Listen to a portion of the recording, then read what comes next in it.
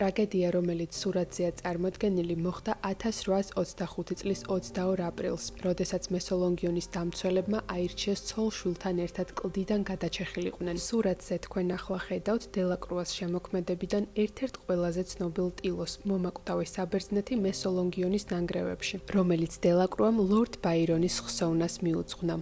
დელაკრუა ინგლისელი პოეტის თაყვანისმცემელი იყო და მისმა შემოქმედებამ დიდი გავლენა მოახდინა მხატვრის რომანტიკული შეხედულებების ჩამოყალიბებაზე. ბაირონმა იტალია, სადაც ინგლისიდან წასვლის შემდეგ ცხოვრობდა, დატოვა და მოხალისედ საბერძნეთის გამათავისუფლებელ ომში წავიდა, მაგრამ სანამ თურქებთან ბრძოლაში ჩაებმებოდა, ავად გახდა მესოლონგიონში და 36 წლის ასაკში გარდაიცვალა.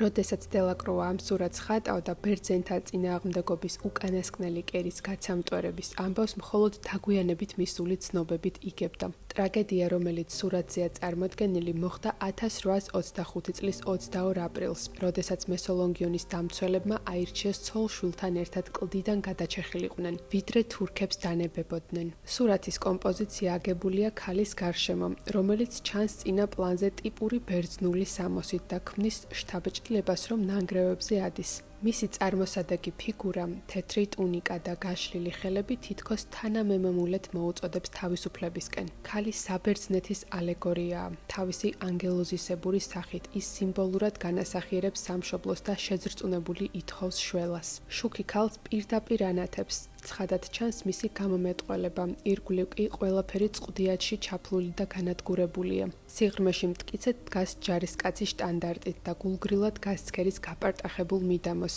ყურადღებას იპყრობს ლოდებქვეშ მოქცეული ხელი, ამ შემზარავის სანახაობის უტყვი მოწმე.